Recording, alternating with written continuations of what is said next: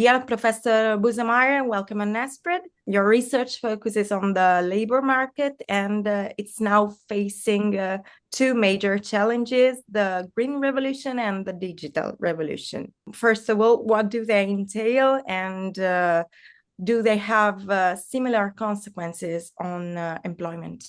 I think there are some differences between these two large-scale transformations, but also some commonalities. And I think a lot of people, both in academia and in the public, talk about digitalization and the green transition as the twin transition that now and in the coming years will affect labor markets significantly.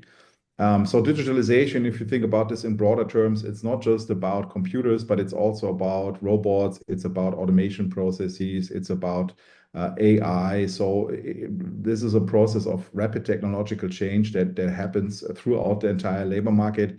Currently, it's hard to say how deep the transformation will be, because especially with regard to the impact of AI, it's pretty uncertain what replaceability potential there actually is. We don't see yet mass unemployment, that's for sure, but there are some concerns that there will be some replacement effects in the coming years, at least a lot of pressure for upskilling and reskilling.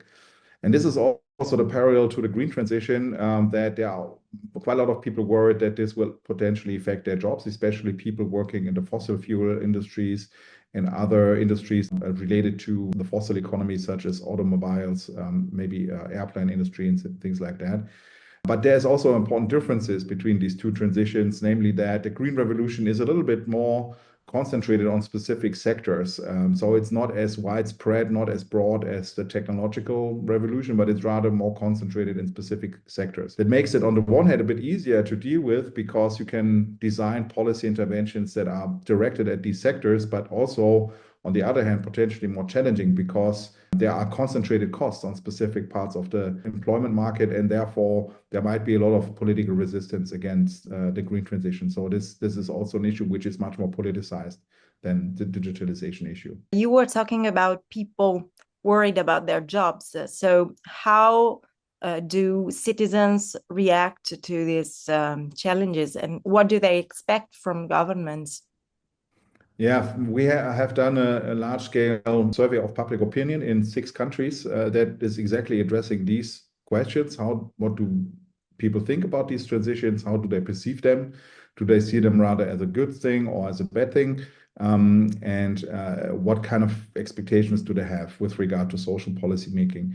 And a first major finding that we have in our research is that people actually do not really differentiate systematically between these two transitions, even though, as I said before, there are some important differences between these different transformations. From the people's perspective, they rather seem to perceive one overarching level of labor market risk, and they are more or less worried, and it doesn't matter so much where exactly the risk comes from, so to speak.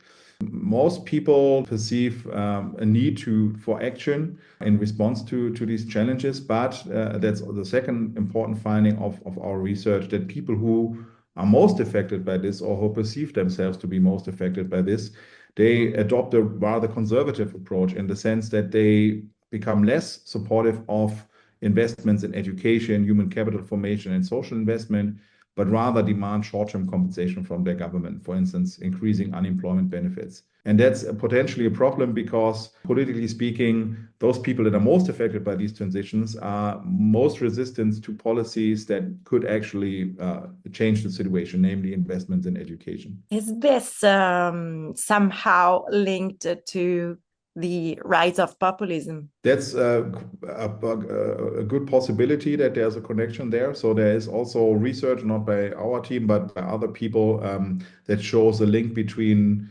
especially technological change, the speed of technological change, and the rise of right-wing populism across European countries, but also in the US. With regard to the green transition, we also know that especially right-wing populist parties are very much opposed to the green transition. So there's also some hints that there might be a connection there. But I think it's also a story that's a bit broader than that. So it's not just about the rise of right-wing populism as such, but rather especially with regard to digitalization, a very broad transformation that captures all parts of the labor market. And not all of them will start to vote for right-wing populist parties. And maybe a second point here is that a lot of research is currently concentrated on the so-called losers of technological change or these transformations. But actually, that's also something that our research shows. The majority of people perceive rather the positive side effects of technological change and consider themselves to be winners of these transformations. So there's also a need for research on how the winners of globalization, digitalization, the green transformation, how they vote, how they perceive the welfare state and what they actually demand from the welfare state. What's the most unexpected finding that you had from your research? The most unexpected finding is that we measured these risk perceptions of how people perceive themselves to be affected by this transformation in two different ways. So in one way, we just asked them, how do you yourself perceive to be affected by this? And then the second way we asked them is in a so-called sociotropic way, meaning we just asked them, how do you think your country is affected by this? And it turns out that these are very different things. So people can be worried about how that potentially negatively affects their country, but not really be concerned about how it affects themselves, and vice versa. And it turns out that it also has strong implications for how they see the role of the welfare state. You would think that people who are concerned about how this affects their country would be more supportive of government action to do something about these transformations, but we found the opposite effect, and that was very surprising.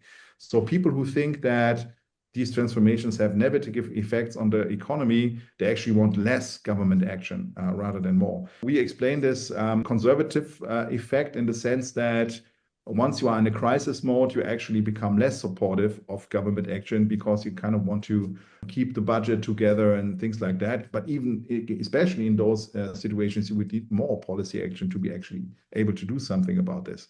So this is, again, another political dilemma that we found in our research, where policymakers sort of have to go a little bit against public opinion to actually do something about these transformations, even though the public actually turns a bit more conservative when they have negative perceptions of how this affects their country.